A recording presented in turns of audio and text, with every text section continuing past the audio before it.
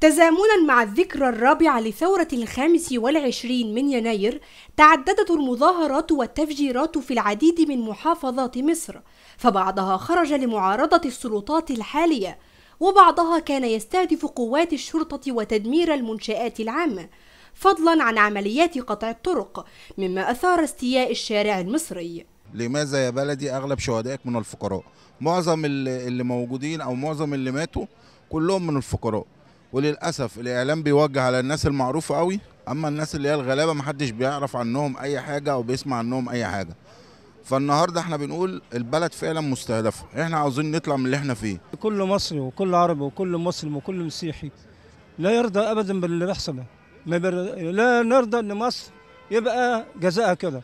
مصر ديت أهلنا وأرضنا، واحنا اتولدنا واتربينا وهنموت على أرضها، فلازم أقل حاجة تجاه مصر لازم نحافظ عليها. حق أي حد يتظاهر، ومن حق أي حد يقول اللي هو عايزه، بس مش من حق أي حد يتعدى على منشآت تحت الدولة اللي هي بتاعتي أنا وبتاعت الشعب.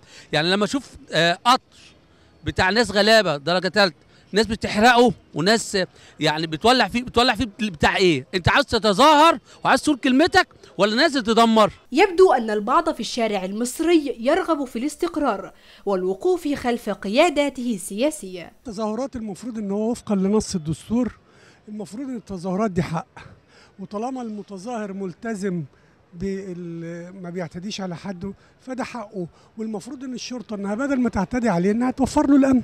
هو المفترض ان احنا خلاص يعني بدأنا عهد جديد، وان كان فيه مظالم لناس فيعني المفترض ان احنا عاوزين يبقى فيه استقرار شويه، يعني الناس دي ياخدوا الفرصه بتاعتهم وياخدوا يعني ايه زي ما بيقولوا، عشان بعد كده نقدر نقيم ونقول النهارده اما يحصل اي كساد او اي خسارات النهارده بقول لك انتوا ما اديتناش فرصتنا. المفروض ان احنا بنتكاتف معاهم ونديهم فرصتهم. اللي مصلحه مين اللي بيحصل في البلد ده؟ لمصلحه مين الناس تتحبس في بيوتها مش عارفه تخرج، وشويه اقول لك شويه عيال، مش هقول لك مثلا ناس كبار، شويه عيال كل واحد ازاز مولوتوف وخرطوش وبتاع، ولو واحد وقع تتلزق للشرطه. لمصلحه مين ده؟ لم تختلف في ذكراها الرابعة عما سبق من ذكرى، فكلما جاءت ذكراها سقط قتلى وجرحى.